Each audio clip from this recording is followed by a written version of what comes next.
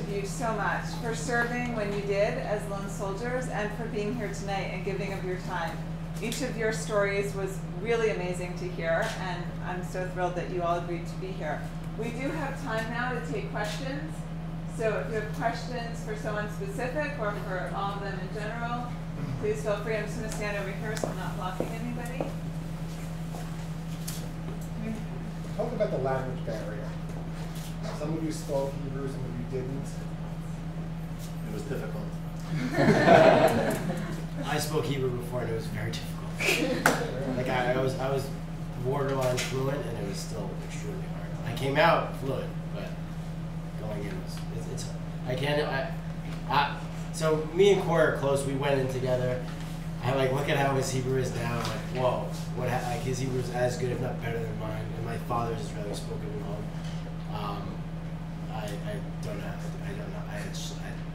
I almost bashed my own head on a rock. Just kind of frustrated. No, seriously. You're there, you're getting yelled at, you're like, you can't even defend yourself. You know, you grew up in this home where you argue with your parents all the time, and like you're so smart. I was always so smart. I always knew how to make a point. And I got 18 Israelis around me yelling at me, and I just want to I have a point to tell every single one, and you gotta take it. I think that's the biggest thing. Like I don't know, especially for those of us that graduated college first. Like, you know, many of us have leadership roles, and we like to consider ourselves intelligent people. And all of a sudden, you're put in a scenario where you are just an idiot. You cannot. You're communicating at a third grade level, and you're like something so simple. Right? You know, like some guys like you pick up that box of ammunition. You know, like, what is? You don't even know enough to ask the questions. Like, to go and pick up a broom instead. I kind of equate it to almost what it would be like to be deaf. You just rely on your other senses. So when everyone starts running somewhere and touch a tree and come back, like they must have said the word tree in there somewhere. And eventually you run into a tree and you start to pick up the little pieces.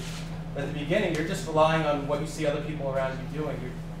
You have no choice, honestly. It has its advantages, though. Yeah. So you can play dumb when you need to. So the Army has its own. Are they filming that? The Army has the Army has the military police, and they exist to make your life hell. Like they're not your friend. And it is illegal for Israelis to hitchhike, but it is super illegal for Israeli soldiers to hitchhike on uniform. And I missed my bus one Friday afternoon, and there were no more buses. It was Friday, and so I even got permission from my commander to hitchhike back to my kibbutz.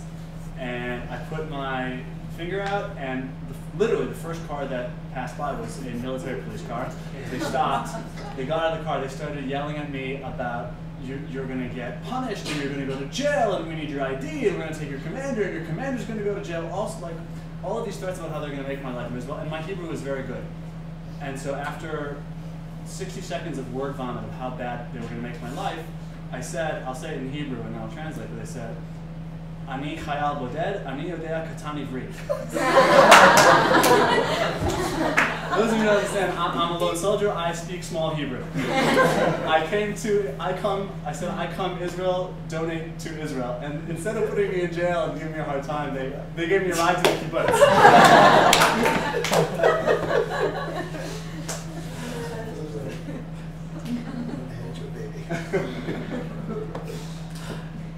It's all about the shoelace. What? Shoelace. Oh man.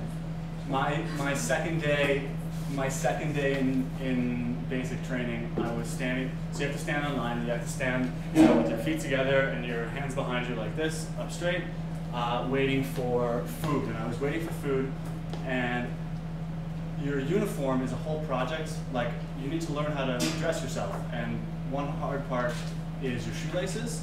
And I screwed up my shoelaces, or my pants were falling out of my sock or whatever it was. And so some 19-year-old little punk, thank you, punk came up to me and started yelling at me. He said, fix your shoelace. And I went to day school, I went to youth group, I went to summer camp, I spent some time in Israel. My Hebrew was pretty good. And I looked at him like an idiot, and I said, you learn how to say, can I go to the bathroom? Or how do I get to the store? Or I'm hungry. He said, what's a shoelace? And he thought that I was giving him a hard time, and he said, tie your oh no, he started before he said tie your shoelace, he said, why are you throwing? And in Hebrew, lizlok, which is short for lizlok zayin, which means translated literally means to throw the male member, okay? But if you are zolek zayin, then you're disheveled and you're unkempt and you're being disrespectful and you're doing, half a job. And so he was referring to my shoelace, and I said, I didn't throw anything. And everybody started laughing at me. And then he said, fix your shoelace. And I said, what's a shoelace? And it was a big mess. And then he made me do push-ups. And then my friend said he didn't understand what you're saying. He's from the United States. But it was absurd. I have a good language barrier story. So it was one of the first days that we were in Baksan Khanim, so the paratrooper base. And I'm working with a bunch of guys, and we're carrying these water jugs from one place to another. They're heavy as hell. So finally I get to where I need to go, put this thing down, I'm wiping sweat off my face, and some guy turns around and says to me, blah, blah, blah, blah, blah. That's what I heard at least, blah, blah, blah, blah. And I just looked at him, I nodded my head, I didn't really care at that point, I was tired. And then he goes, oh, you speak English? I said, yeah, how do you know? He goes, because I just said you put that on my foot. I was like, oh man, I'm sorry, dude. I gotta study up. Do you have any other questions? Don't know, raise your hands up. Any of you ever come close, or I'm sure you all have thoughts of giving up? You all mentioned at some point carrying something heavy, running for hours, day over day, night over night, no sleep. Any of you ever really come close? And I don't know how it works if you walk off during a training exercise. Is that it? Done? Move on to the next department out of the army? I don't know how it works, but did any of you ever really have? I would say for me, it wasn't even the training so much. I mean, I've always been a very physical, active person. I was in wrestling in high school, did this, did that. So I've always been in shape. Really, the training wasn't so much. It was more the mental part of the Army's not just running around with a gun and doing guard duty. You have to clean a base. You have to make food. You can be what's called a mishmish, which is you go do guard duty for 3-4 hours, and then you go to the kitchen, and then you go you just go back and forth for like 3 days, and that's all you do.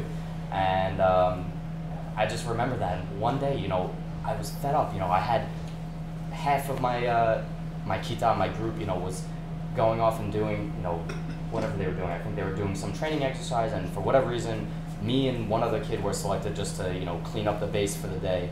And I'm watching these kids run around and doing the stuff that I want to be doing, and I'm pushing around water on the floor. I'm like, this isn't what I came here for.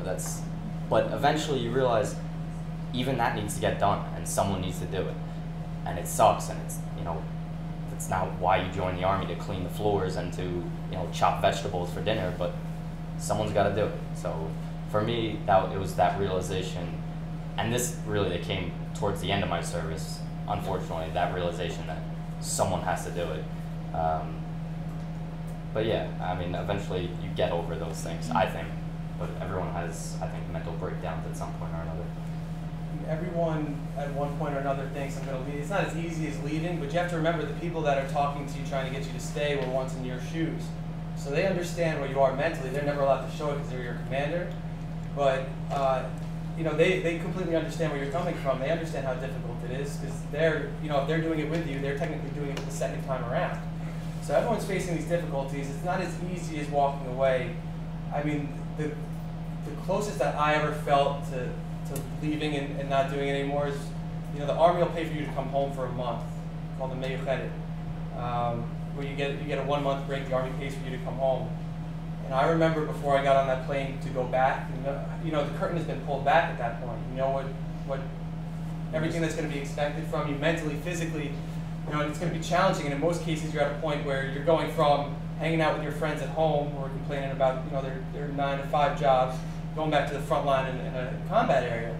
So for me, that was the closest where I was, you have to walk back, you physically have to walk back on that plane. And the curtain being pulled back and there's not so much mystery and intrigue anymore, that for me was a time where I was just like, I could just turn around and this would just be over. And I would have, I would have done something, but I knew I had, and the thing that got me on the plane was, you have to finish. Every soldier has to do it themselves, ultimately. It was the same for me actually with the Miuchedet as well, the 30 days off, and I actually I didn't go to the U.S. My friends came to visit me from the U.S. So I just took it to spend time in Israel and have fun in Israel with them, of course, and they were just telling me all these crazy stories about what they're doing, in the U.S. and we're like, well, just come back with us, and trying to get me to just leave it all, and it was very difficult because we were having a blast, and for 30 days I didn't have to think about the army, and I didn't have to think about my duties, and I didn't have to. It was very difficult to go back to all of that after a long break, but for the same reasons I joined, is the same reasons I went back.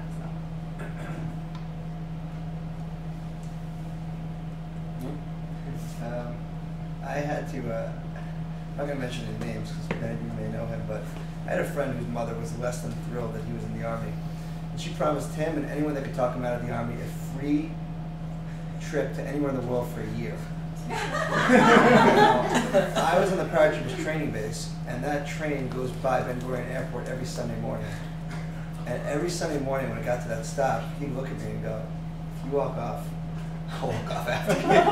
We can go anywhere.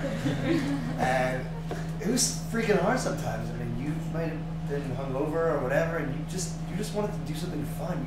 The last thing you wanted to do was go back to that base. And I think I may speak for many of the combat soldiers here when I say that probably the hardest week for me, combination of the mental and physical, was Shavua Sadut, which is like the first week in the field. Yeah, they tell you like, this is gonna be the worst week of your life. I'm like, yeah, sure, but it actually is. I had a week with my family off of the Army first.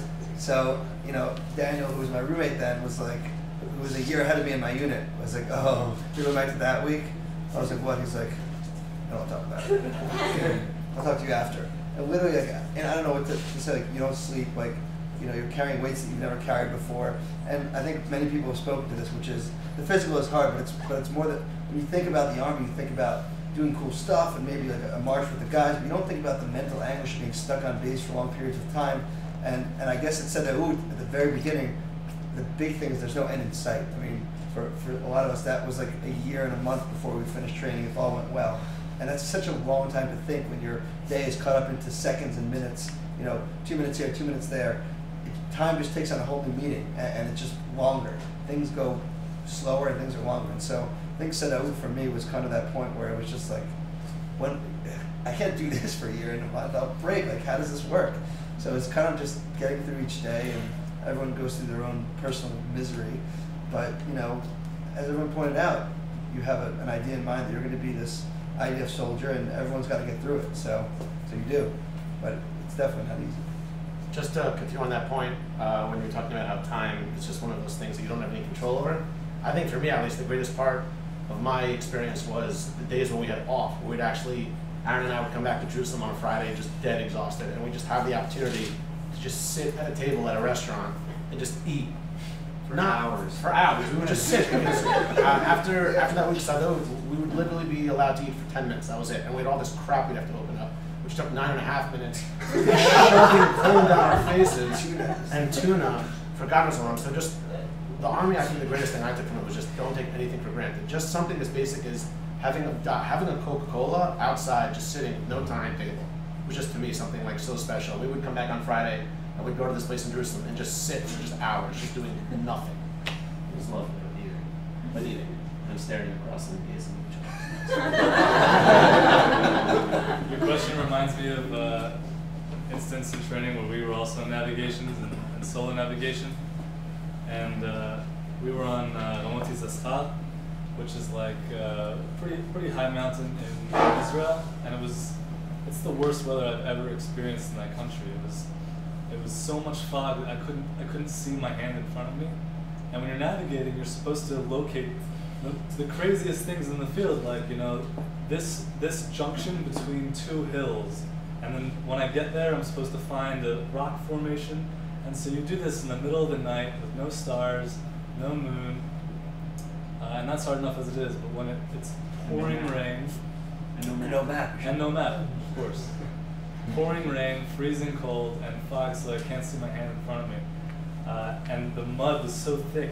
You know, you ever walk through mud like that? It's just like, and every time you lift up your boot, it's just caked with so much mud that you're carrying already half of your body weight on your back. But then the mud from falling all over your uniform and all over your boots is just absolutely mashviz. It's ball breaking. Anyway, so at any point that I could have picked up the radio and said, oh, you know, I twisted my ankle, I gotta get picked up. Or I'm lost, I need to be able to take out my GPS, which is in the back, I'm not allowed to take it. And then we heard on the radio that our like rescue Jeep, which is there in case of emergency, was stuck in the mud. Anyway, and then finally we were told that somebody on my team had misplaced his gun. He left it somewhere. Oh God, that's like the worst. So they said everybody can now take it. It's an emergency if somebody loses a gun in that kind of area. You know, anyone can get it. Anyone can get it. So they came on the radio and said, everybody take out your GPS, go back to the starting point. And so I didn't have to give up. Everybody was so thankful. You know, he had to stay on base for like 50 days, but everyone's navigation was cut short that night, so I didn't have to give up. Everyone thinks that there's, you know, an end in sight so many times when we go out into the field with these things, and oh, it's okay, we're going out for 4 days and we're coming back, you know, on Thursday. Except it doesn't always work out like that, because, you know, we have this plan in mind that our Mefakdim, our commanders are telling us, but so many times it's above them. There's so many things that, you know, there's this hierarchy of commanders that even our commanders are being kept in the dark about, because only, you know, the mefik head of the dude, like of the whole entire battalion knows about, because he planned it and he wants to screw us all over. After all of our training and everything, we did this winter training, and it was a targad, which is it's a targil, which is like training for the entire battalion, and targad for the entire gadud.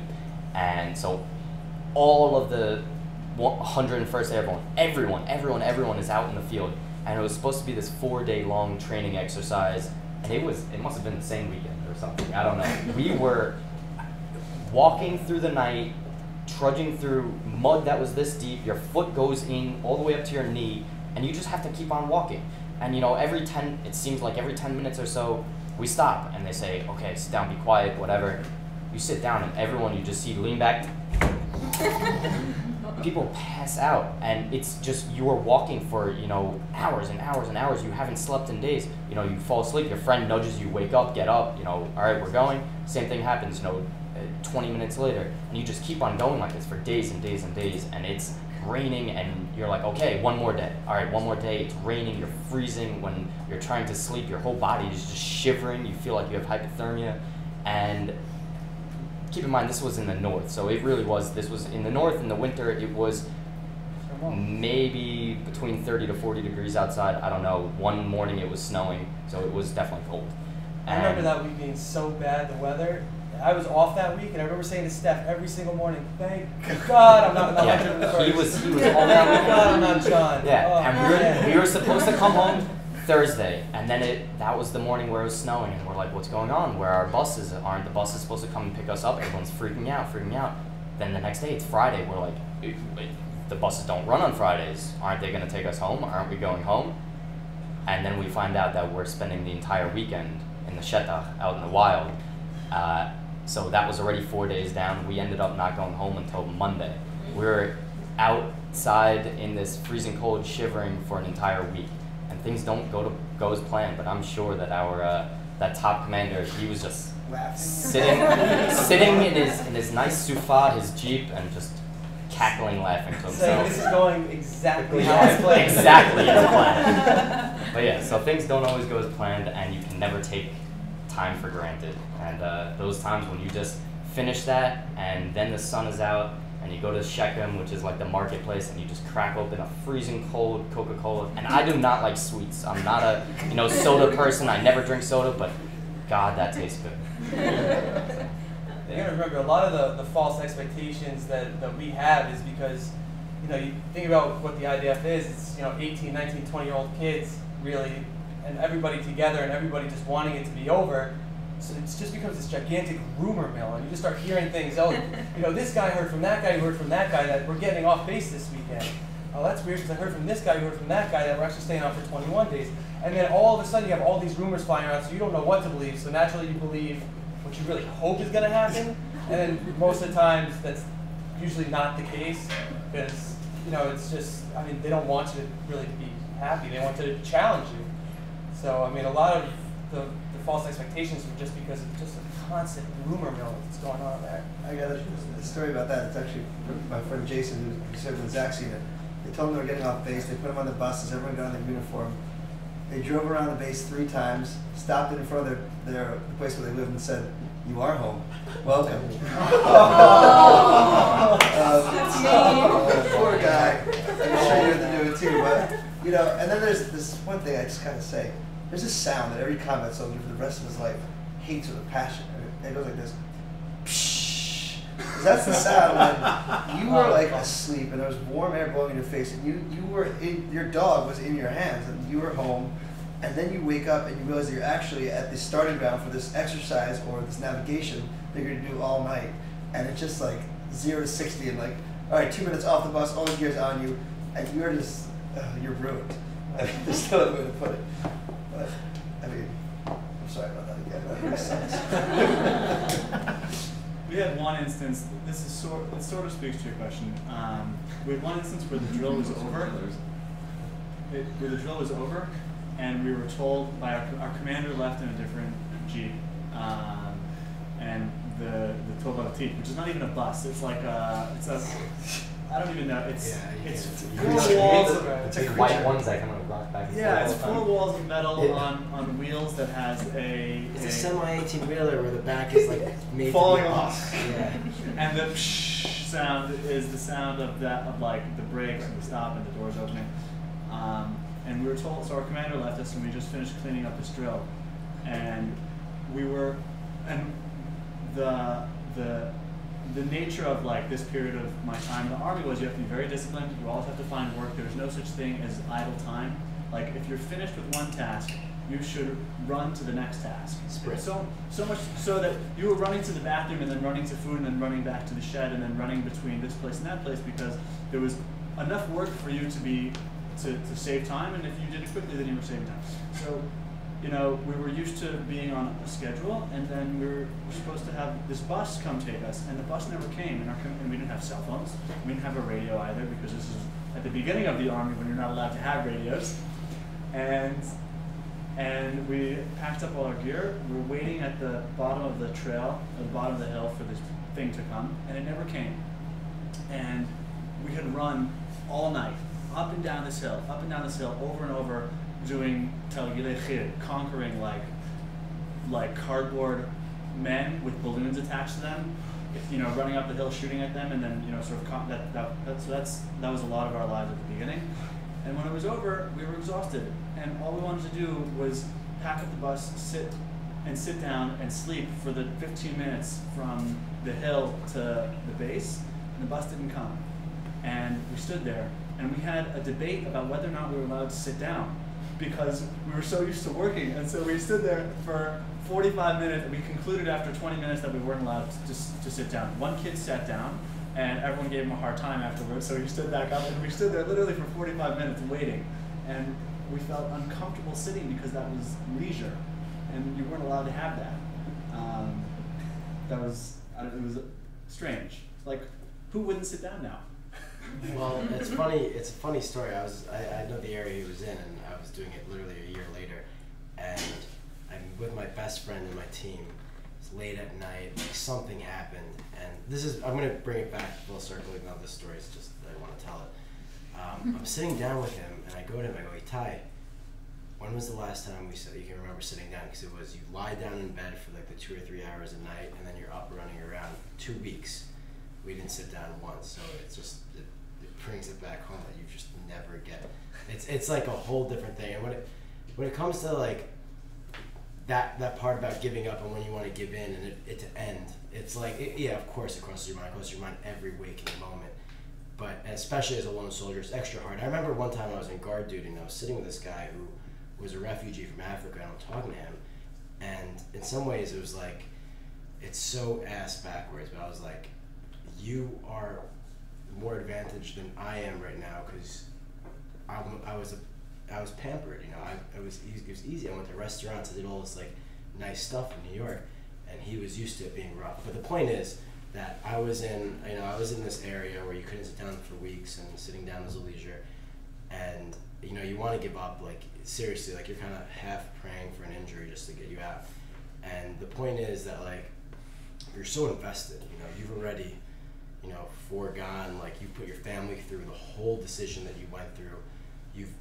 The snowball just keeps growing and growing. Every day you don't quit is the harder it is to quit. And then on top of that, what compounds that effect is that you're there with your team, and they're not quitting, and they have to do it. And you have more than just, you know, it's not just about you.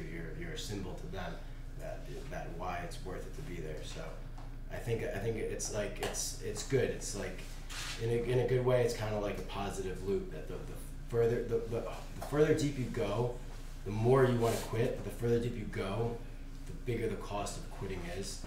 And maybe Hashem invented it for us to get us through it. Are there any last questions before we finish for the evening? Just a quick one. How did your parents react to all of this? Adam, you don't have to answer.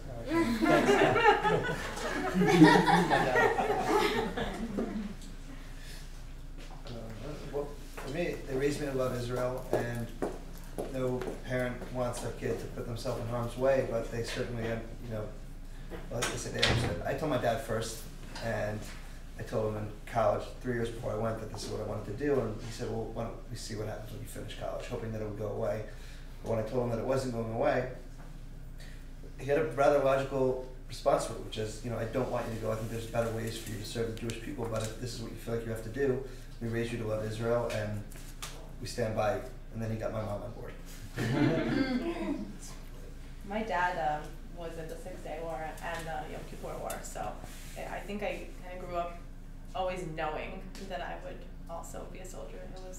There was no question about it, but there was also no question about the fact that I wouldn't be in combat because I'm just not capable of it. My mom didn't sleep for a year. I didn't tell my parents until I actually signed the papers. So. This guy that I was telling you about, who had to deal with the train station thing, didn't tell his mom he was in a combat unit, let alone the unit with the most casualties per capita in the Israeli army. Until she was sitting with his cousin one day and said, "Oh, it's so great that Ariel's not in harm's way." He was like, "What do you mean? Ariel is in the most elite." So she didn't appreciate that. My father was less supportive than my mom, surprisingly, and less at peace with it. My mom she was pretty chill about it. She said, I would rather you don't, but I understand that you are, and you're 23 years old and I can't make the decisions for you. My dad tried to talk me out of it. But my father and mother, they sent me to Jewish day school, they sent me to Jewish summer camp. I went to youth group in high school. And so after my dad tried to talk me out of it and I said that and I told him I was going anyway, he sort of bemoaned himself and said that he brought it upon himself that his son was. What about when you got into like Duke Devon and, because that compounds things again, right? I mean, you go from just being a combat soldier to being special forces. Undercover special forces, it's hectic stuff. I don't know. I don't think my mom really understood. Like, I tried to explain it to her. Yeah. And my dad was super stressed about it. Okay. But he also, it's like, the Israelis always say, to live in a movie, you get to live in a movie through somebody else. It's, I bet everyone's parents, were upset, but also, wow, that's really cool. I might have been one of the only people who had a family member who was not supportive in the slightest bit. I was actually told by my brother that he would disown me as his brother if I joined the Army.